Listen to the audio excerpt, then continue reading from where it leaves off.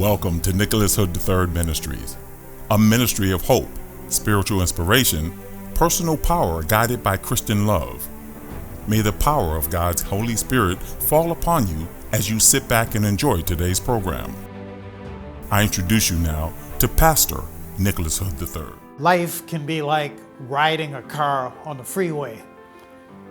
The freeway, the expressway, the turnpike, whatever you want to call it, takes us from point A to point B. It takes us to our destination. And to get on the freeway, there is an on-ramp. We go and you want the right on-ramp going in the right direction. But by the same token, when you get to the destination, there's the off-ramp. And what I want to talk to you today about is Jesus and this on-ramp of life. One of the texts that's really fascinating me is from Romans chapter 7. And in Romans 7, starting around verse 7, the Apostle Paul says, quite simply, I do not understand myself. He says, I don't understand myself. He said, I love the law, but the very thing that I love, I don't do. He said, the good that I would do, I don't do. He said, I don't understand myself because there are times in my life when I'm not doing the very thing I most want to do. Now, let me share with you how that connects with this freeway of life and the on-ramp. A guy got into trouble, and I was talking to the church lawyer about it, and I said, why in the world do you think this person would do that? And my lawyer for the church said, Nick, sometimes people are just looking for an off-ramp. I said, what do you mean? He said, sometimes people just don't like what they're doing, but they don't know how to stop. They're almost, and then in my mind, I'm thinking about the Apostle Paul when he says, the good that I would do, I don't do. We were talking about football coach who got into some trouble, had to resign his job. I mean, it happens every year. Somebody goes through a situation like this where they do something that just seems absolutely bizarre. And you wonder, why in the world would a person jeopardize their career, jeopardize their marriage, jeopardize their health,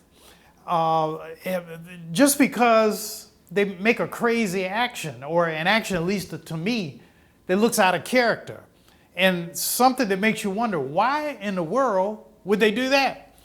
And again, the lawyer from my church had an interesting perspective on it. His perspective is, maybe they just didn't like what they were doing. And that sometimes a person doesn't like what they're doing, even if they're making a lot of money, they find themselves doing destructive little things. And everybody looking at me today knows somebody like this. Think about the marriages that have been messed up because somebody just did something crazy. And when you look closer at the actions that they've taken, sometimes you just scratch your head and say, why in the world would a person do something like this? Now, I'm not sure I agree totally with the church lawyer because I said, I'm not sure that it's always because a person just doesn't like what they're doing. Sometimes I think some folk just go buck wild. And, there's I think a temptation within each of our lives to go buck wild.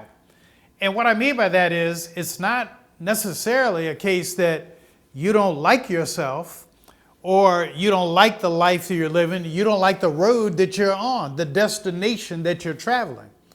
But sometimes I think we're like B.B. King. He sings a song where he says, I just want more. I want more wine, more women, and more money. And he says, I just want more, more, more. And I think sometimes, in our human DNA, there's a desire to just want more.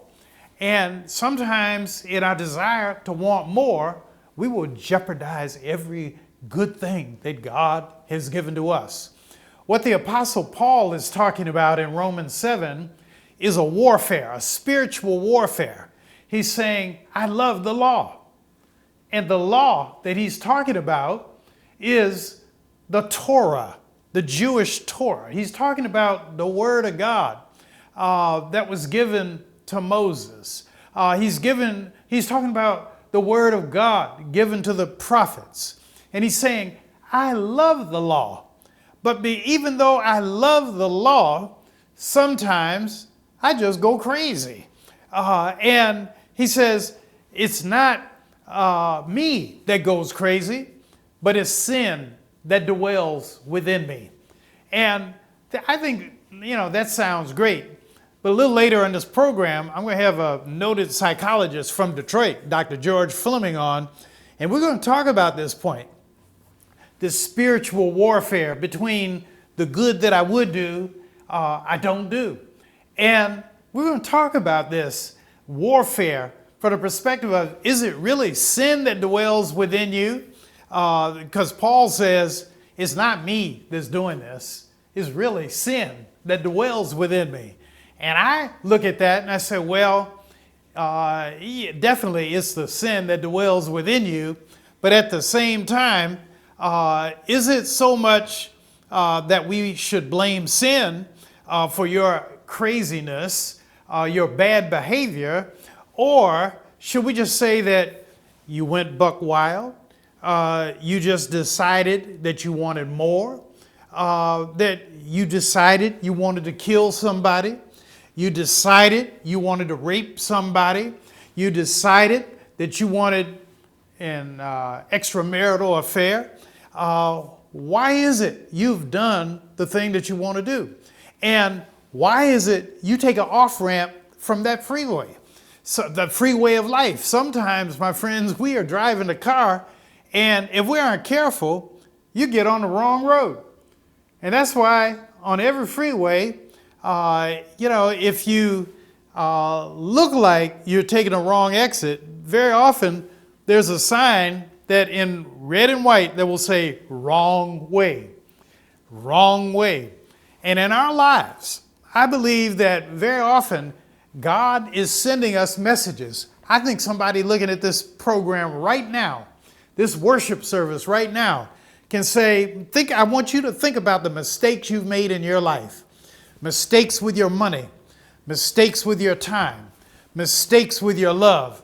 And I want to ask yourself, every time you made a mistake, anytime you've ever made a mistake in your life, did you ever see a little light flashing that said, wrong way, wrong way, wrong way? Matter of fact, there used to be some alarm systems several years ago that were put on the cars where if somebody got too close to your car, it would say, stand back now, stand back now, stand away from the car. And I think God is just like that. God talks to us all the time.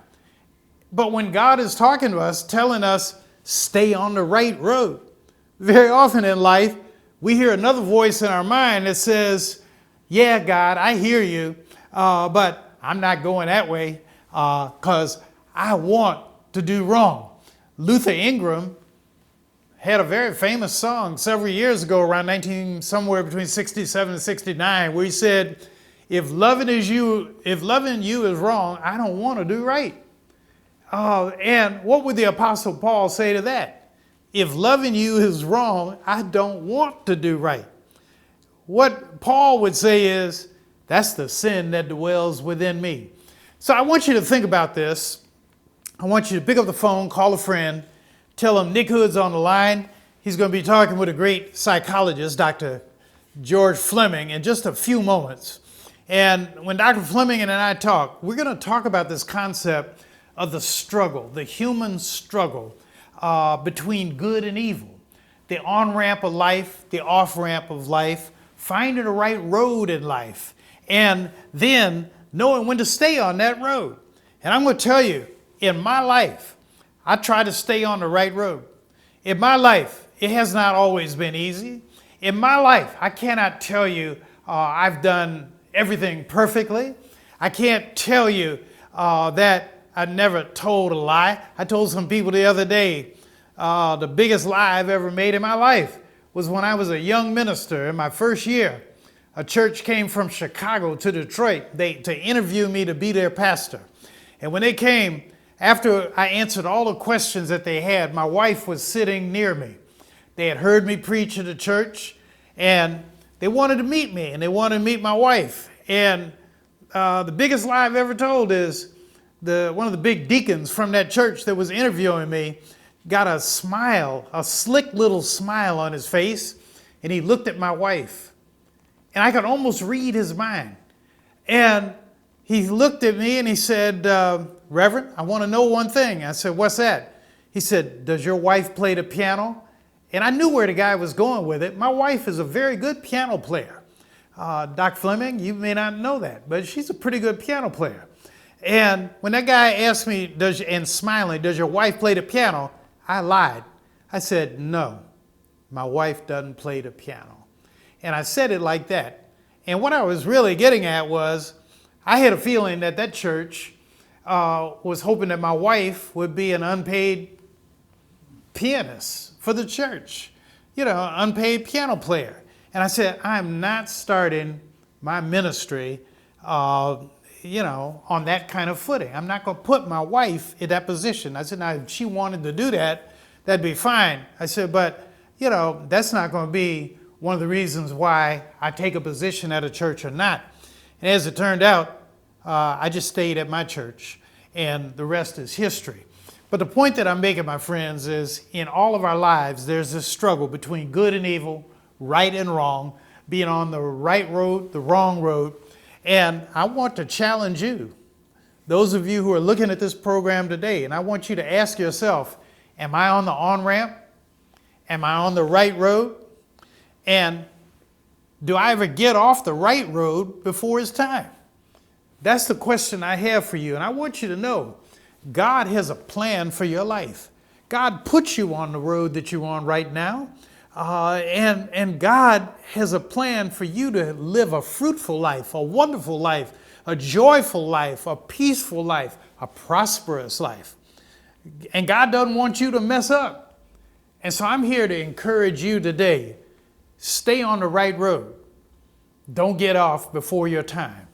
And that's all I'm trying to do in my life. I'm just trying to stay on the right road until the Lord calls me home. And when the Lord calls me home, I want Jesus Christ to reach down his long arm from the balcony of eternity of heaven and to say, Nick Hood, it's time to get off this road. You have been through the journey. You've done your part as a father. You've done your part as a husband. You've done your part as a pastor of a church. You're doing your part right now on the Word Network with this ministry. Now you could just lay down and go to sleep because you've done the best that you could do with your time. And just lay down and you can walk the streets of heaven and see all the people who've gone before you, your mother, your father, your sister, your two brothers. You can see it all up there in heaven because you stayed on the right road long enough.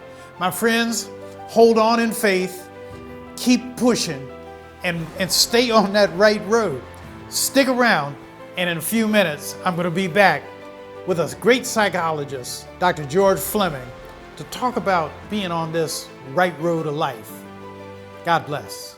This is a new ministry which is just starting. Reverend Hood needs your help in sharing the good news of Jesus Christ and his power throughout the world.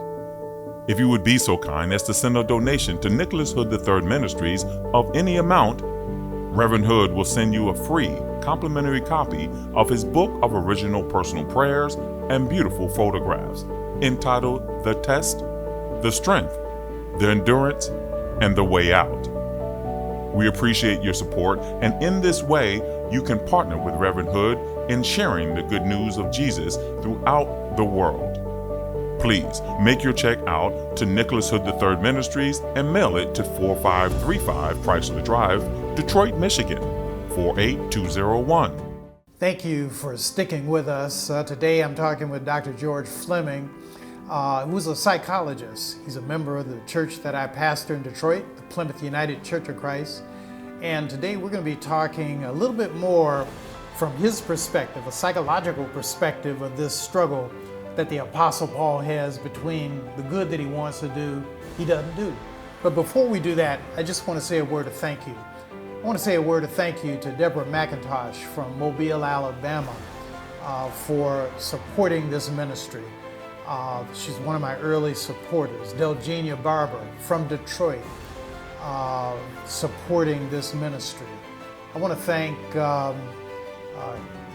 Kevin Tony and his wife Phyllis Tony in Los Angeles, California, for their viewership and their support of this ministry.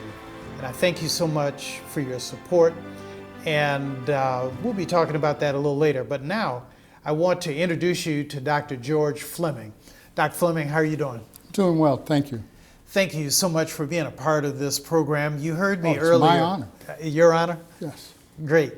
Well, Dr. Fleming and I have known each other for some time. He's a member of the church that I pastor, the Plymouth United Church of Christ. He's a great psychologist here in Detroit. He's also a trustee Yes. at the church. And so you're not only counting money, but you can help people feel better about themselves while you all are counting the offering on Sundays. Not at the same time. Not at the same time.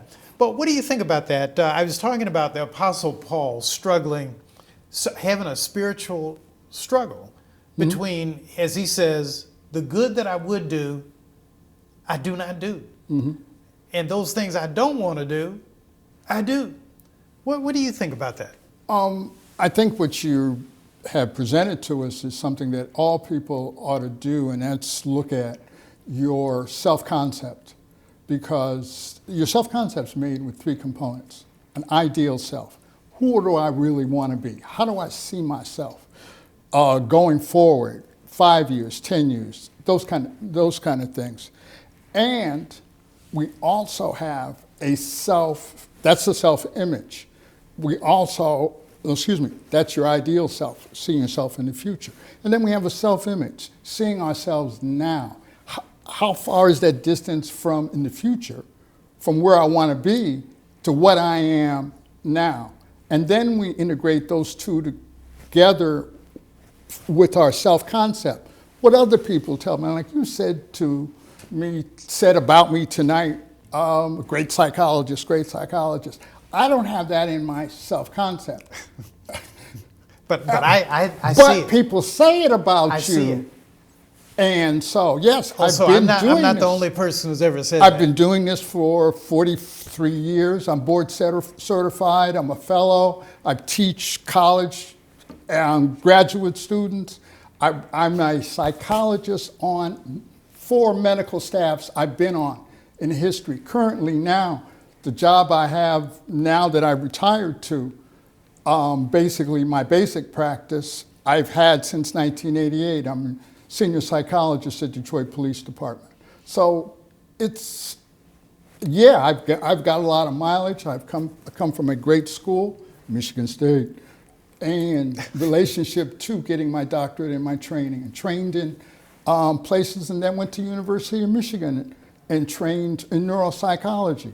So tell me about that struggle. All of that is maybe why you say I'm a great, as in people see me. To me, you're great. But I don't see myself that way. So Paul's self-concept didn't align with the other two pieces. And that is something we all ought to do. Know thyself. Understand who you are, where you think you're going, and what are you doing to get there, or are you BSing yourself about that plan 10 years out? Because you're not doing what it takes to be that person. You're deviating into areas that we have common that make us irrational. And we're constantly bombarded by society on thoughts that other people, through advertising campaigns and various ways that they know to attack our demographic, the kind of people we are, And they want to make us the kind of people that will buy their product, use their product, et cetera, et cetera.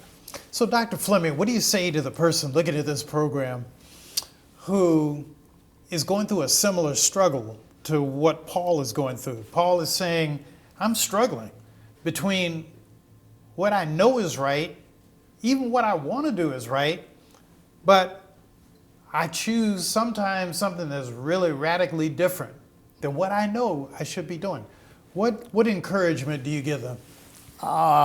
Life is hard.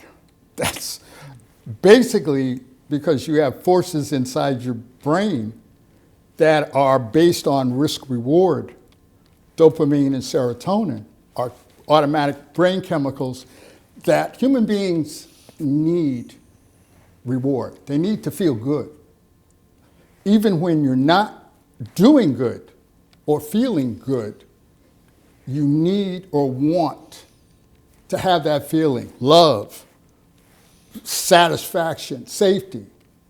Those are things we require. And when we're not capable of getting them, either the ideal self-image is too far from who we really actually are in our self-concept, we identify success in people by where they look and how we think we are privileged because, oh, by the grace of God, that's the privilege, not where you went to school, what you look like, what your race is, how many women you got. That's not. Well, God's gifts to you Right. are your privileges. Right. God's gifts to you are your privilege. Well, we've got about 3 minutes left, but tell me this for our audience. Share with them, how did you become a psychologist? At what point in your life did you decide to be a psychologist? With a conflict with my mother. I grew up in the church. I was, as a kid in New Haven, Connecticut, I was teaching Sunday school as a 10-year-old to the little kids. You were a child teacher. Yeah, and I had the gift to get, I've always been intelligent, it seems, by the product of intellectual and verbal skills. But I had read and learned it's a calling, it's not a job. My mother saw it as, you got the skills, boy, go ahead and do this. You need to study this, that, and the other. Boom, and get you a church. And I said, Ma, if God calls me, that's what I'm gonna do. Oh, she wanted you to be a preacher. Yes. Okay. But I think really what she wanted was to be the power behind the church and let me be the front man. But anyway, that's my analysis of her at the moment. So I kept on going, and then time came to go to college. And we were poor. She was a domestic with a third grade education. And I got a wrestling scholarship because I was good in athletics and I was captain of my wrestling team in high school. So you were a wrestler. And I was a wrestler. I got a wrestling scholarship to Hillsdale College right here. Mm-hmm. And the issue came down to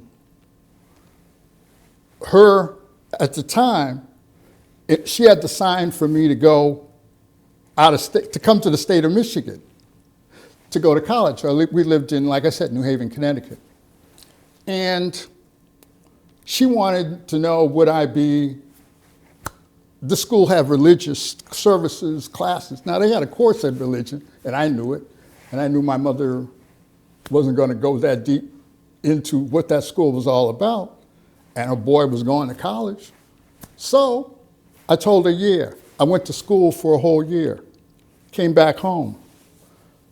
It was time again for her to sign that statement for me to go, for them to cover, giving the college someone there to get, for if I get hurt, medical, to act in her behalf. Because I was still, the age of majority then, this is how old I am, folks, was not 18 like it is now, it was 21. So this time, I didn't lie to her. She said, you studying, they're gonna make you a preacher soon, huh? I said, Ma, it's a calling. I have not been called. God has not spoken to me or if reflected in any way that that's what he wants me to do.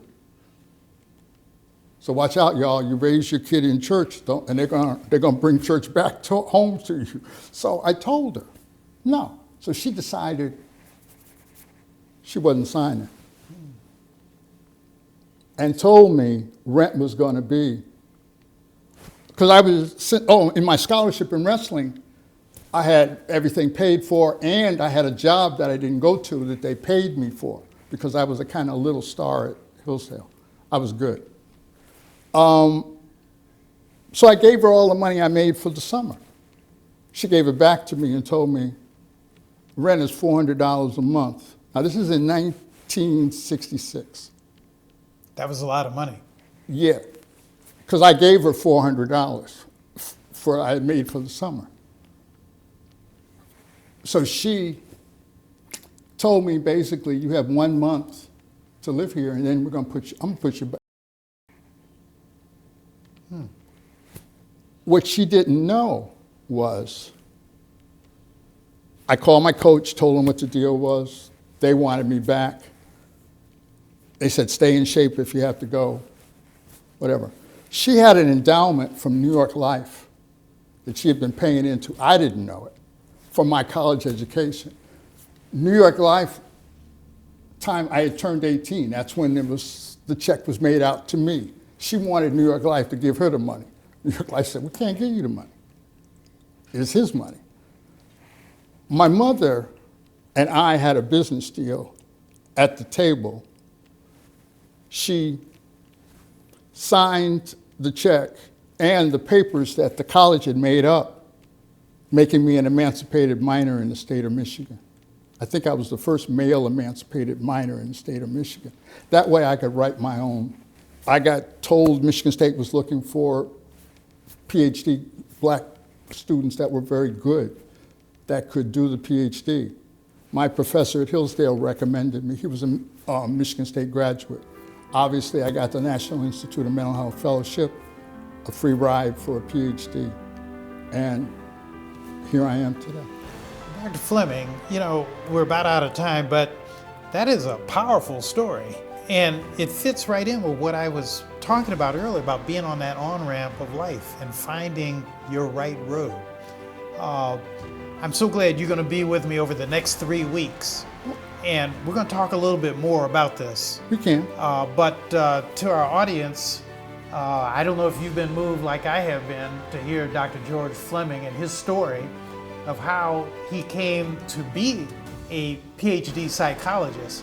But for the next 3 weeks, he's going to be with me here Saturdays at 2:30 in the afternoon. I want you to make a note, call your friends, tell them that Nick Hood's got a powerful guest, and we're talking about powerful subjects the next 3 weeks. Thank you so much for being with us today. God bless, God keep you, and remember, I am praying for you. Thank you for watching today's program. We hope you've been blessed in a powerful way. Just knowing you took the time to watch today's broadcast is a great encouragement to Pastor Nick Hood. If this broadcast has been a blessing to you, we ask that you mail a tax-free donation to Nicholas Hood Ministries,